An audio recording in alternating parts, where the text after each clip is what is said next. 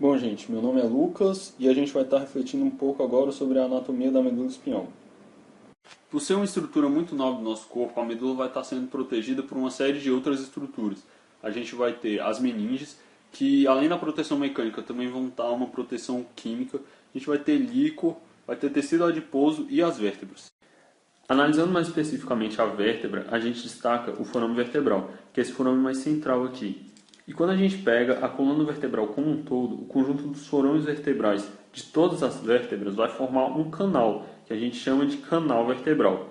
Esse canal vertebral é contínuo com a cavidade craniana através do forame magno. E é justamente nesse canal vertebral que vai estar contida a medula e os seus envoltórios. Outro detalhe importante são as incisuras da vértebra. Essa incisura que está mais embaixo, a gente chama de incisura vertebral inferior. E a incisura que está mais em cima, de incisura vertebral superior. Tranquilo.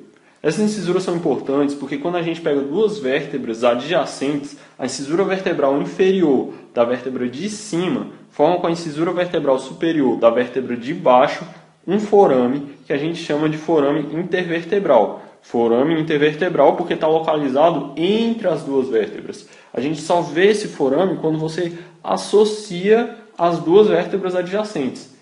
É por esse forame intervertebral que vão sair os nervos espinhais de cada segmento medular. A importância disso é que qualquer tipo de patologia que venha reduzir ou ocluir o tamanho desse forame intervertebral pode afetar a função do nervo espinhal que está associado ao forame. A medula é a parte do sistema nervoso central que provê a inervação para o tronco e os membros.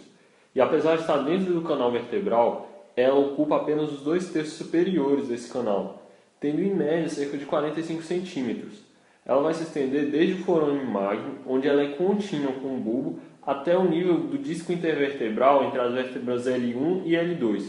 Para você ter uma ideia melhor, se você manter os seus braços pendendo do lado do seu corpo, a extremidade medular distal seria no nível um pouco acima do seu cotovelo.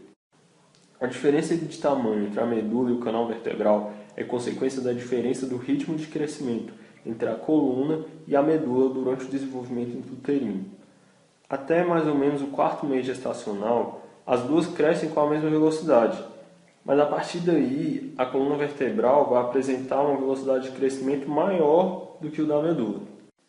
Aí, uma consequência direta disso é o fato de a medula terminar no nível de L2, como a gente já falou. Mas outra consequência é o afastamento dos segmentos medulares das suas vértebras correspondentes. Enquanto o ritmo de crescimento entre a medula e a coluna é o mesmo, os segmentos medulares se mantêm no nível do seu respectivo forame intervertebral.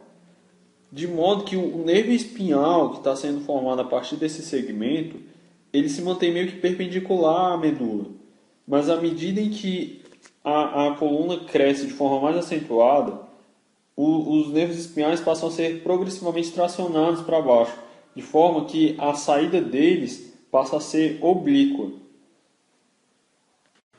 Então, só para a gente exemplificar aqui, antes do 4º mês de desenvolvimento intrauterino, no nível da vértebra T10 estaria o segmento medular que vai dar origem ao nervo espinhal T10. No adulto, quando a gente pega o processo espinhoso de T10, naquele nível não está o segmento medular de T10, vai estar o segmento medular de T12. O segmento medular que dá origem ao nervo espinhal T10 está acima do nível da vértebra T10. E o nervo espinhal que se originou desse segmento foi tracionado para baixo enquanto a coluna crescia numa velocidade maior que a medula. Outra característica importante é que a medula não mantém uma forma homogênea ao longo de toda a sua extensão. Ela vai apresentar duas dilatações, uma mais superior, que a gente chama de intumescência cervical, e uma mais inferior, que a gente chama de intumescência lombosacral. A razão para a existência dessas intumescências, dessas dilatações, é que nessas áreas a medula faz conexão com grossas raízes nervosas para formar os plexos braquial e lombosacral, que vão inervar os membros superiores e inferiores. Por isso, existe uma maior quantidade de fibras que entram e saem da medula exatamente nesses locais, fazendo com que essas áreas sejam mais dilatadas. A medula é uma massa cilindroide, só que ela é meio achatada no sentido anterior-posterior, e com exceção dessas intumescências, gradualmente a medula vai se afinando ao longo de sua extensão. Isso faz muito sentido porque, à medida que vamos passando para níveis mais inferiores, a medula vai deixando uma série de raízes nervosas que vão deixar de fazer parte de sua composição nos níveis seguintes. ela vai se afinando até chegar na sua extremidade final, sob a forma de uma pontinha, sob a forma de um cone. E aí decidiram chamar essa extremidade mais distal da medula de cone medular. A pergunta é, a partir do nível de L2, a partir do cone medular, o que a gente tem daí para baixo? Tem-se meninges e uma série de raízes nervosas dos últimos nervos espinhais, que se dispõem como um conjunto de filamentos, o qual deram um nome bastante sugestivo, que é cauda equina. A importância disso é que se você precisa fazer algum tipo de procedimento no qual é preciso introduzir uma agulha no canal medular, o local mais indicado para que não haja uma lesão na medula é abaixo do nível de L2, porque ali a gente encontra mais medula, a gente só vai ter esses filamentos nervosos que vão formar a cauda equina. Então é isso, galera, a gente vai estar tratando mais sobre medula no próximo vídeo. Até lá então. Obrigado.